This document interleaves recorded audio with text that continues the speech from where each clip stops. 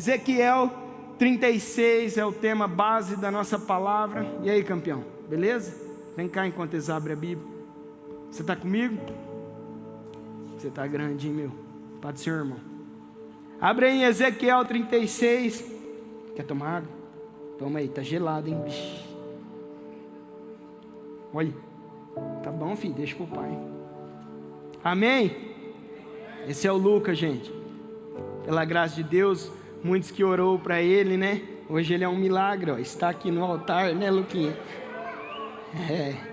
Jesus sabe o que faz sempre. Amém? Ezequiel 36, antes eu quero falar o tema que me foi proposto para esta noite.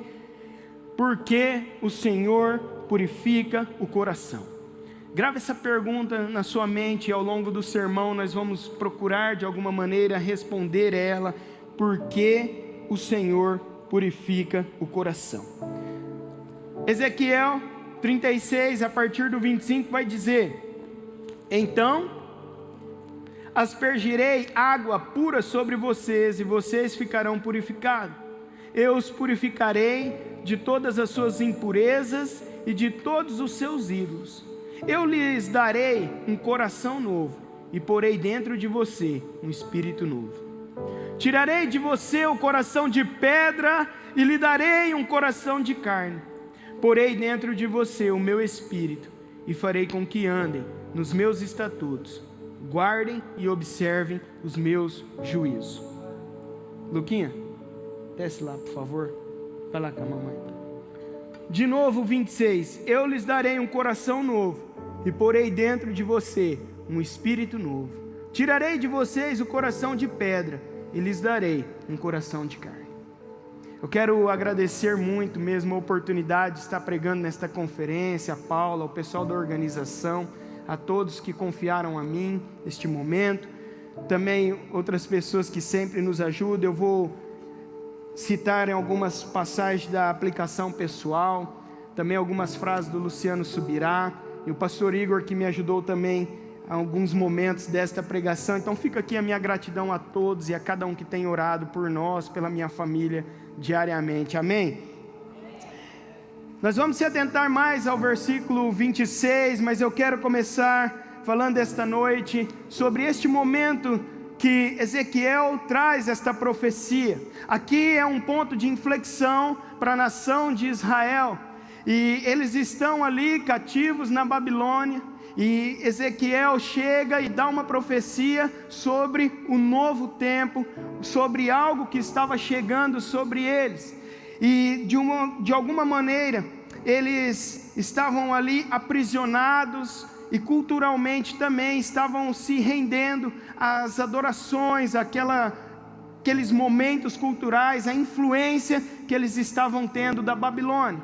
E Ezequiel, já ali no meio do povo, na aplicação pessoal, vai dizer que ele teve que afastar a fala de esperança de que o cativeiro de Israel seria breve, porque sempre que acontecia de alguma nação atacar Israel, eles se voltavam ao Senhor, e o Senhor ia lá e dava livramento e ajudava eles. Mas nesse momento o Senhor queria tratar com a nação de Israel, e ele continua também que ele iria precisar explicar as razões dos severos juízos contra a sua nação, e por último ele iria transmitir uma mensagem de esperança quanto ao futuro. Eu queria que você pensasse sobre isso. Todas as vezes que nós vamos à igreja, nós buscamos uma palavra de esperança, uma palavra de sabedoria, uma palavra que nos ajude a melhorar como pequenos Cristo que somos na terra. E Ezequiel ele estava profetizando nesse fundamento de levar esta palavra, porque o Senhor sempre pediu uma verdadeira adoração.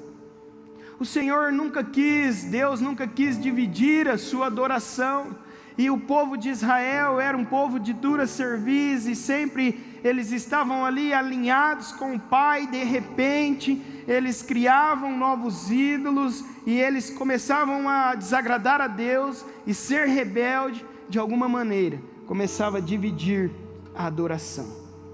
E como aprendemos aqui, sabe, essa semana da oração, quem esteve presente no começo do mês, na parte da manhã foi falado pelo irmão Onésio que todo pecado, ele tem consequências.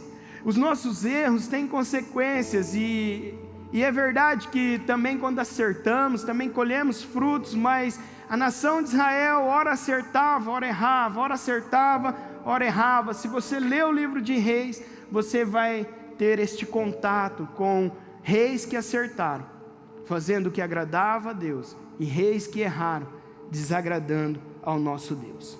Então o cativeiro que Deus iria tratar com eles foi por 70 anos, e nesse tempo o Senhor trabalhou a restauração e o coração da nação de Israel.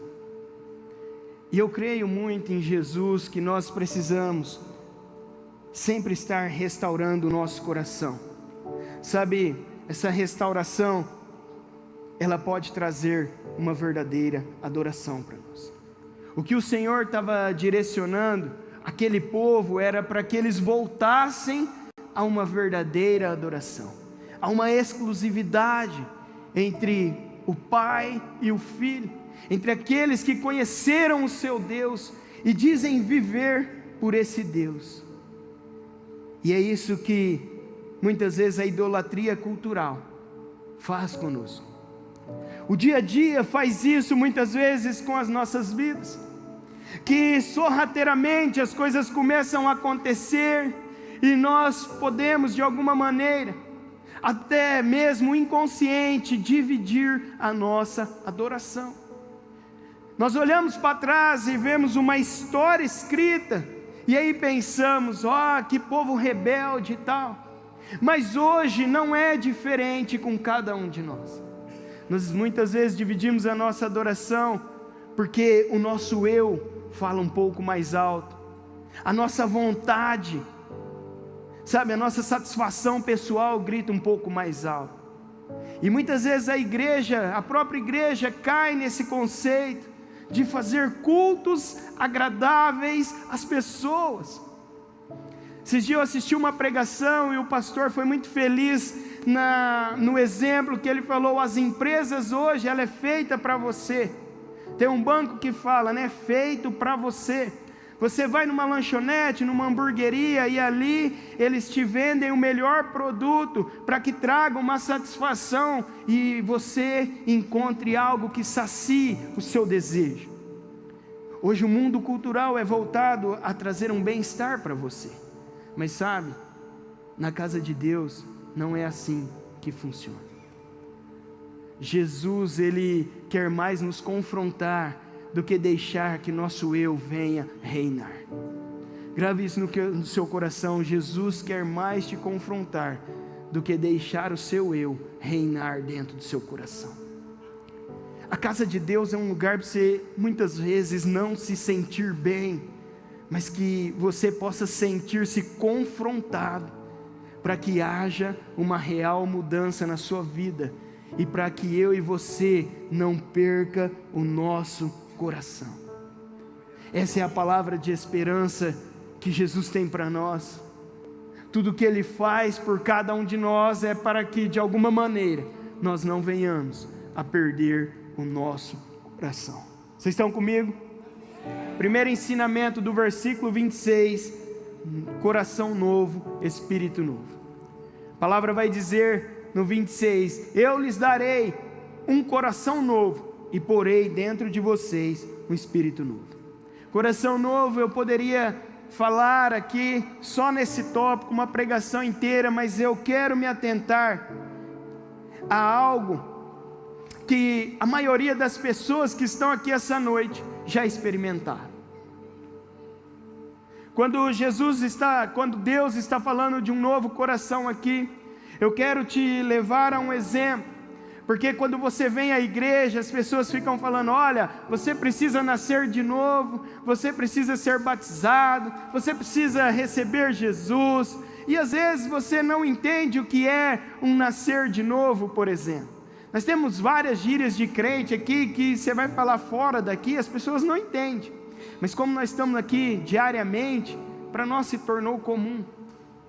Só que um dia, certo homem chegou diante de Jesus e ele perguntou: o que é nascer de novo?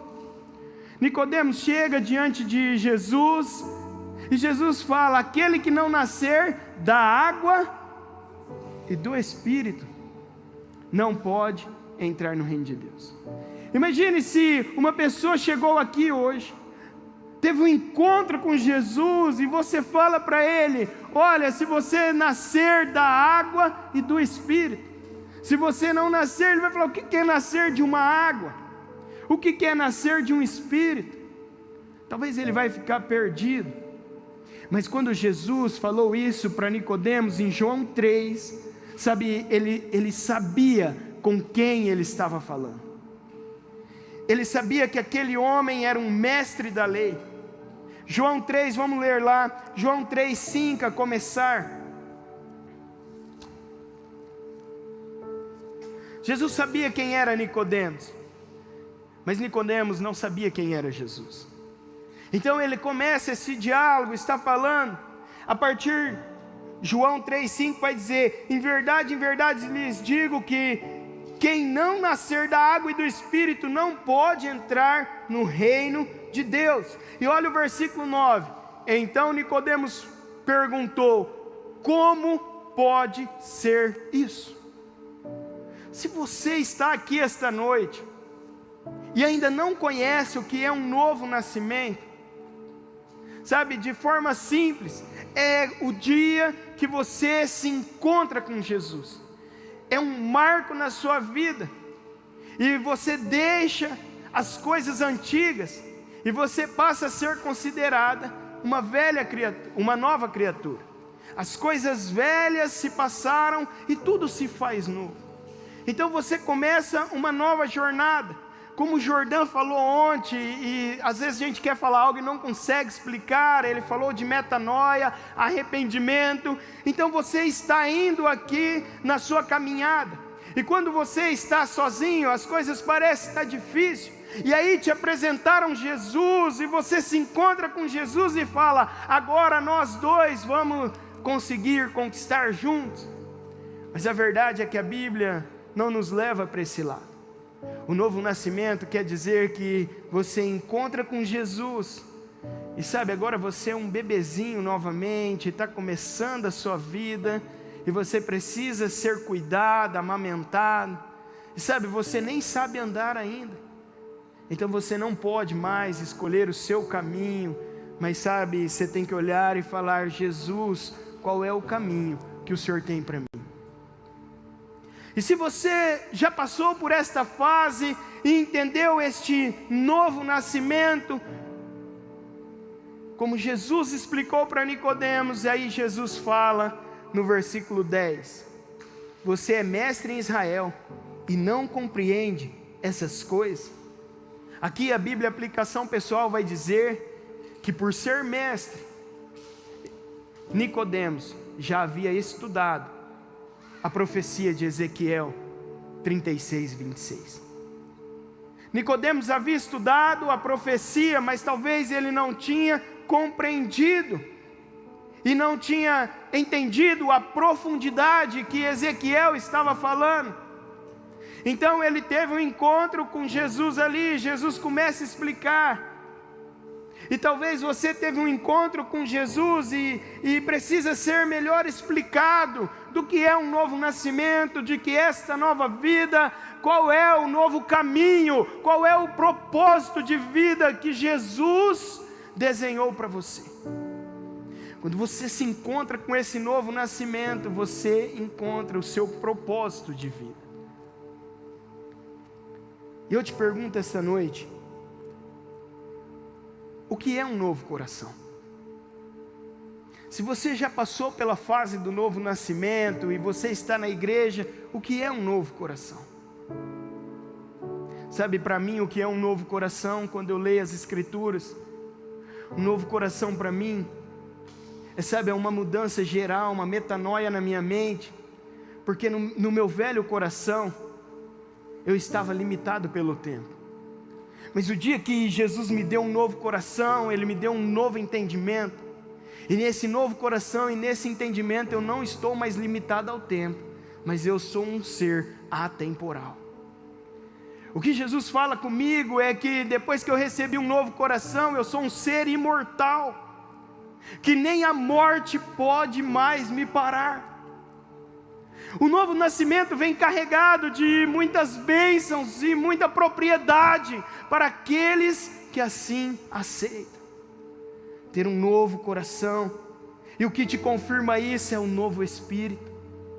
Você estava com um espírito de morte, um espírito aí na sua vida, sem nenhum objetivo, mas aí o Espírito Santo de Deus, sabe, o Espírito Santo de Deus, a pessoa do Espírito Santo vem e começa a fazer morada em você. O ser mais especial que você poderia ter, a Trindade, Ele faz uma ligação, esse elo entre o Deus Pai, o Deus Filho e o Deus Espírito Santo, te confirma essa nova vida que você tem. E eu chego nesse ponto da mensagem e peço para que você pense um pouco, qual o tamanho da obra redentora que o novo nascimento proporcionou a nós. Todos os dias que eu olho para trás, sabe?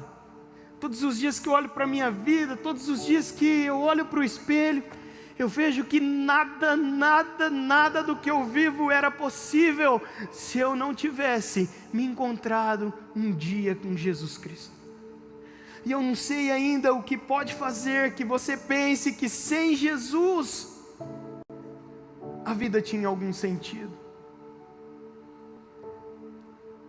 A maioria das pessoas que estão aqui servem um ministério, ou já serviram, de alguma maneira ajudam na igreja, ou já ajudaram. Eu quero falar algo sério com você essa noite, sabe? Porque eu acredito muito que o novo nascimento é suficiente. Talvez eu não consiga expressar a profundidade que é o novo nascimento, que é o sacrifício de Jesus para cada um de nós, mas eu peço ao Espírito Santo que te traga uma sensibilidade esta noite, sabe? Que Ele te traga uma sensibilidade para que você possa compreender o que é um novo nascimento. E sabe, se você compreender o que é um novo nascimento, eu quero te pedir um favor, e eu quero que você entenda a minha exclamação. Pare de fazer favores para Jesus.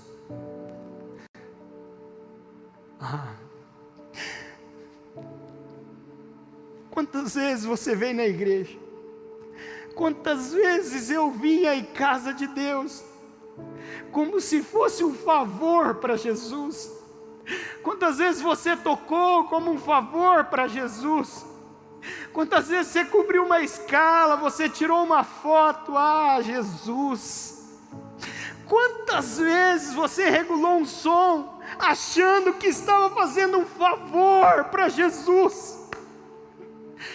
Sabe, Jesus não merece esse favor que você acha que está fazendo.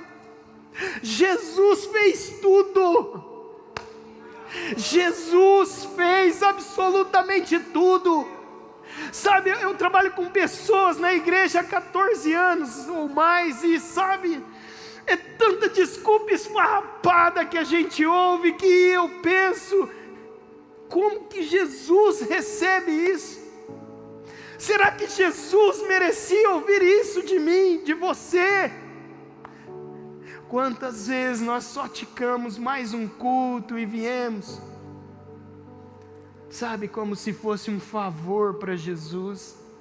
E foi isso que Jesus começou a me quebrar essa semana e falar: Mateus, eu não preciso dos seus favores. Será que se Jesus olhasse no fundo dos seus olhos hoje, contemplasse a beleza do seu coração, o quanto você falaria: Jesus, Jesus, eu estou apaixonado por você. Eu não faço favores para você, mas tudo é graça, é gratidão, é bondade, é misericórdia.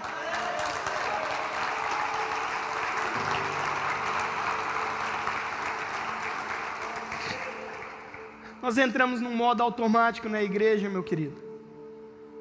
Você sabe do que eu estou falando. Nós saímos de casa num modo automático, no horário do culto. Sabe, talvez muitas vezes você bateu palma, você veio aqui, você chorou. Mas você chegou na segunda-feira e nada daquela palavra mudou sua vida, nada daquele culto mudou sua vida.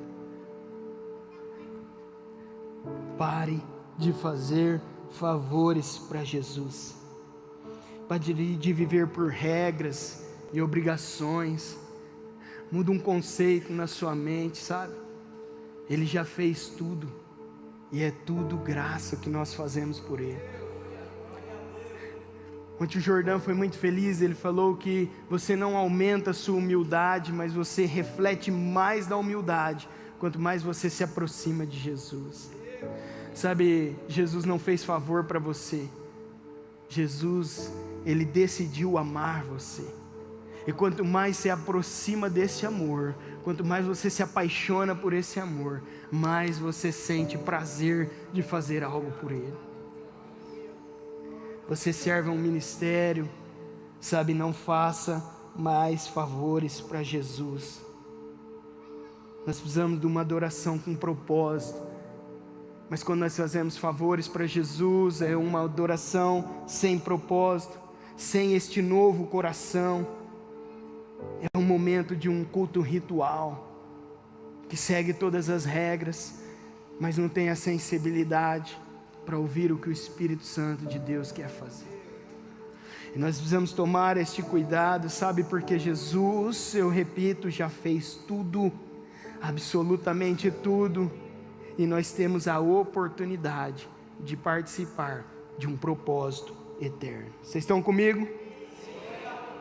Então eu preciso pregar com o coração, eu preciso louvar com o coração, eu preciso tirar foto com este novo coração, eu preciso regular o som, preciso dançar, e qual seja o ministério que você serve, ou se você não serve, comece a servir, mas sirva de todo o coração.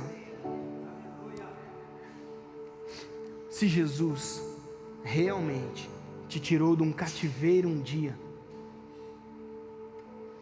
você não precisa de mais nada.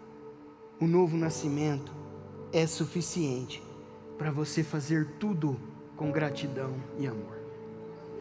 Se você entende que você estava aprisionado no vício, na droga, na bebida, se você estava aprisionado no pecado e pior que tudo, você estava condenado a uma morte eterna, o novo nascimento é suficiente para tudo. Segundo ensinamento: tirarei um coração de pedra e lhes darei um coração de carne. Ezequiel estava profetizando, e nesse momento de inflexão é uma decisão, e é um marco na história também, e ele traz essa palavra de esperança. E eu queria que você entendesse esse momento aqui da história, porque Ezequiel está fazendo também um comparativo entre a antiga aliança e a nova aliança. Eu quero trazer uns comparativos para que isso fique mais elucidado na sua mente, no seu coração. A primeira aliança, ela foi escrita em pedras. A nova aliança, ela tem um propósito de ser escrita nos corações. A primeira aliança, ela foi baseada na lei. E a segunda, a nova aliança, ela é baseada na vontade de amar e servir a Deus. O principal mandamento: amarás o Senhor teu Deus de todo o teu coração. E o terceiro ponto que eu quero elucidar para você, entre a antiga e a nova aliança, sabe, é o que mais talvez nós vamos ter que prestar conta. Eu não estou dizendo isso num exagero, para que você compreenda. A antiga aliança, ela trazia um relacionamento legal com Deus. Então você tinha os rituais, tinha legalização, tinha pessoas próprias para cada situação. Mas na nova aliança, o que a palavra de Deus nos mostra é que nós podemos ter um relacionamento pessoal com Deus. Então, se antes era um relacionamento legal, agora você pode ter um relacionamento pessoal. Sabendo disso, se você não usufrui, sabe uma frase que tem gritado no meu coração? Pior do que você não ter, é você ter e não desfrutar. Pior do que você não ter Jesus, de você não ter o Espírito Santo, é você ter Ele todos os dias e não fazer uso, e não fazer acaso de quem está com você. A fonte mais poderosa do universo habita em você, você tem ela, e não faz questão de usufruir deste relacionamento com o Pai. E se nós não nos tocarmos, sabe, se não há prazer em estar com Jesus todos os dias, não tem o porquê viver uma eternidade com Ele. Porque a eternidade é nós continuarmos conhecendo Jesus por todos os dias. Mas você não precisa chegar lá para viver isso. A nova aliança, o véu se rasgou, foi liberado, um espaço de tempo foi rompido para que você se encoste a Deus, para que você acesse o Pai.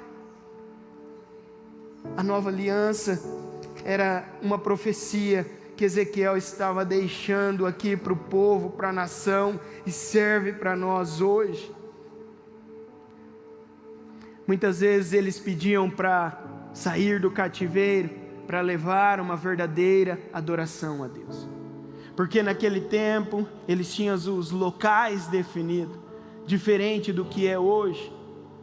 Mas naquele tempo eles tinham os locais definidos, então eles queriam sair daquele cativeiro para prestar um culto, para honrar o seu Deus, para voltar da maneira que eles foram instruídos na primeira aliança.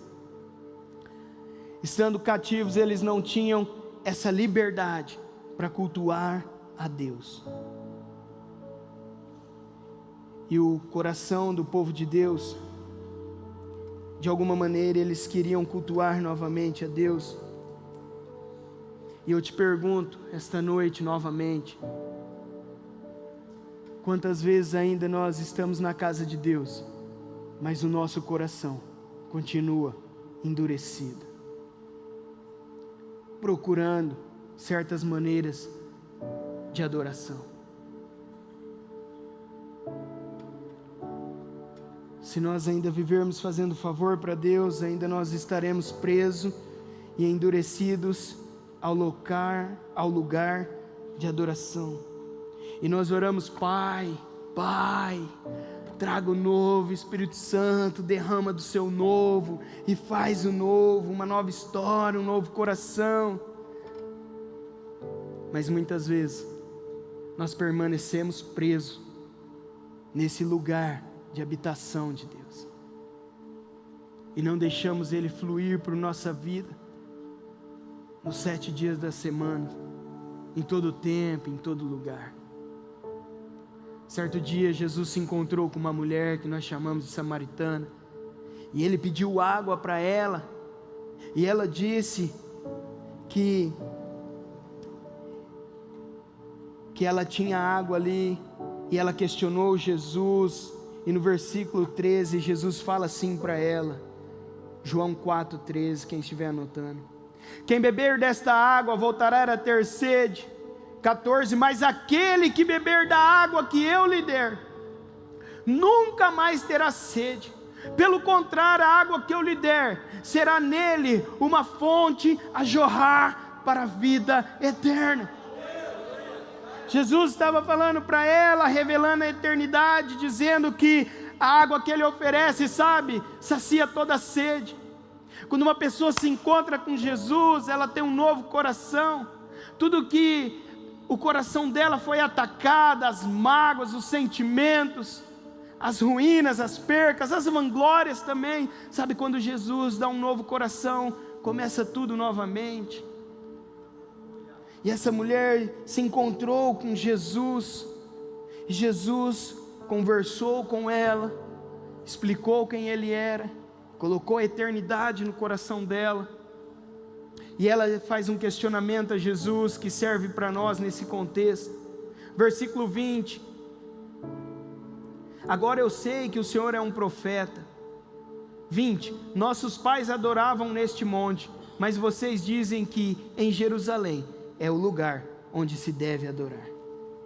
Jesus estava aqui mostrando para ela que haveria um novo tempo, mas ela estava presa ainda nos seus conhecimentos, nos seus rituais, na maneira que lhe foi instruída. Isso não é errado, mas sabe, tem hora que o Espírito Santo quer dar uma nova direção, que precisa haver essa sensibilidade com o Espírito.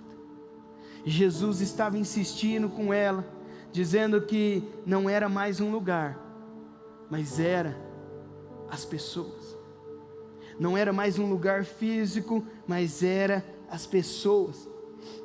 E será que muitos de nós, até os dias de hoje, não continuamos esperando o culto de domingo, o culto de quinta, o culto de sábado, para render uma adoração a Jesus? Será que nós ainda não estamos presos, como na antiga aliança, cheio de regras, cheios de obstáculos? Mas Jesus ensinou aquela mulher, sabe, Jesus ensina eu e você. Em 1 Coríntios 6,19, Paulo fala que o templo somos nós. Jesus estava falando isso para aquela mulher de alguma maneira, mas essa confirmação hoje nós temos claramente dentro dos nossos corações.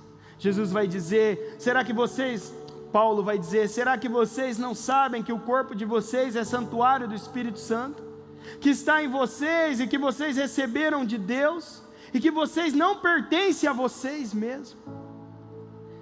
Quando nós fazemos um favor para Deus, nós estamos prestando culto para nós mesmos e não para Deus.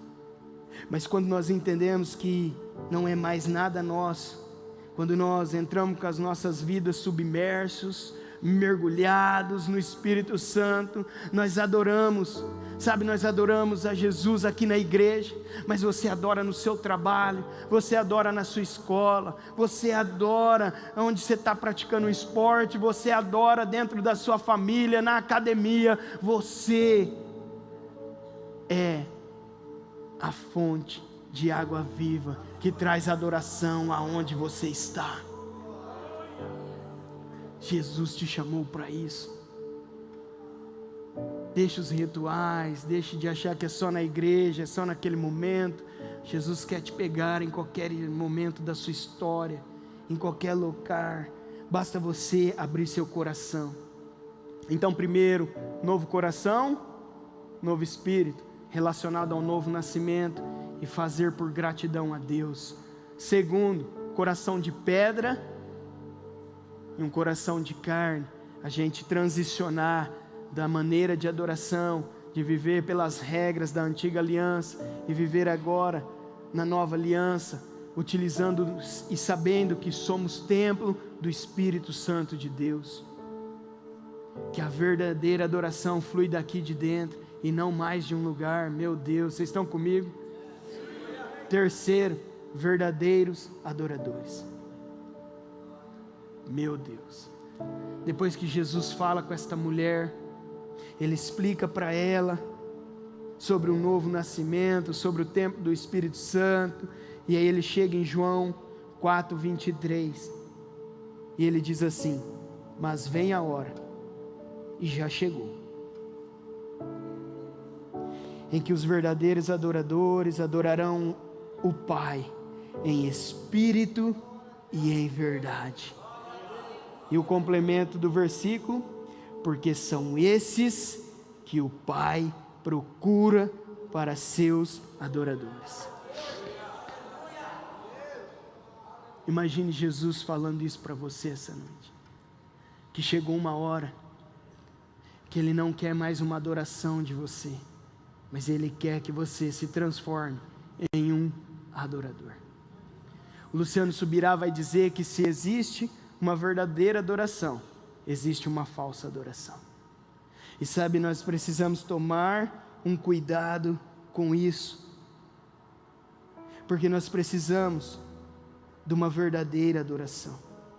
E de verdade, Só Jesus conhece o seu coração e a intensidade dele.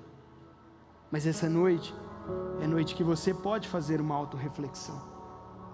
Você pode pensar: Jesus, quantas vezes eu não valorizei o novo nascimento? Quantas vezes, Jesus, eu não fiz valer a pena aquele sacrifício na cruz e coloquei as minhas vontades acima das tuas? Cada dia que passa, meus irmãos, cada sábado que eu venho aqui e ouço uma mensagem, eu vejo quão longe eu estou de ser apaixonado por Jesus, de quanto minha vida ainda está longe, dependente de Jesus. E sabe, tudo isso eu glorifico a Deus para que o meu eu nunca cresça e que eu não ache que eu seja nada, porque se eu estiver mergulhado em Jesus, eu vou vir à igreja e o Espírito Santo vai falar comigo, e eu vou ouvir a voz dele, eu vou reconhecer o quão dependente eu sou de Jesus Cristo. Sabe, já de algum tempo eu não me importo mais quantas pessoas me julgam e falam, porque é tudo verdade. Se não fosse Jesus, e se não fosse Jesus, e se não fosse Jesus,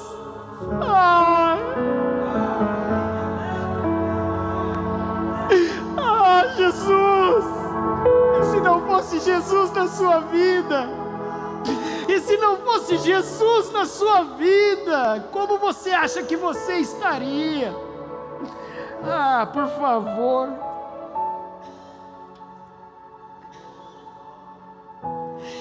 A gente tem uma mania de achar que fizemos o melhor para Jesus, sabe? Que nós damos uma verdadeira adoração. Mas na maioria das vezes, pare e pense nisso, na maioria das vezes nós só fizemos um culto ritual. Nós só fizemos um culto ritual, nós viemos ao culto, nós cantamos, nós pulamos, mas você sabe que seu coração não estava lá por completo. Você sabe que tem ainda muitas coisas que te interrompem de ouvir Jesus lá dentro do seu coração, do seu íntimo.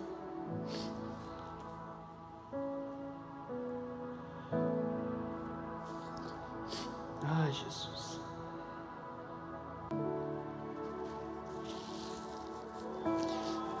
Há uma grande diferença entre adorar e ser um adorador, sabe? Esse é o ponto de inflexão para as nossas vidas aqui.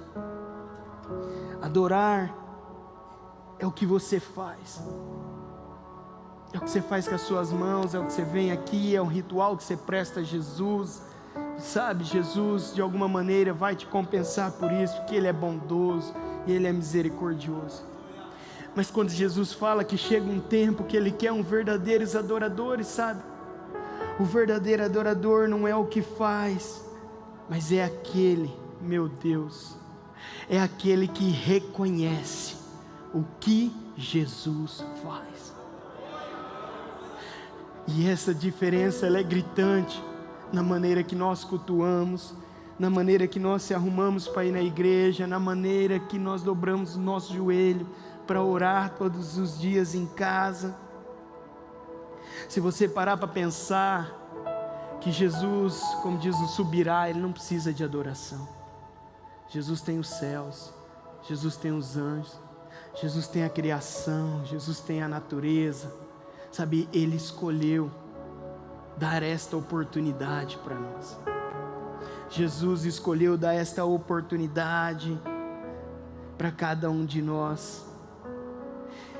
E essa noite Ele continua à procura de verdadeiros adoradores.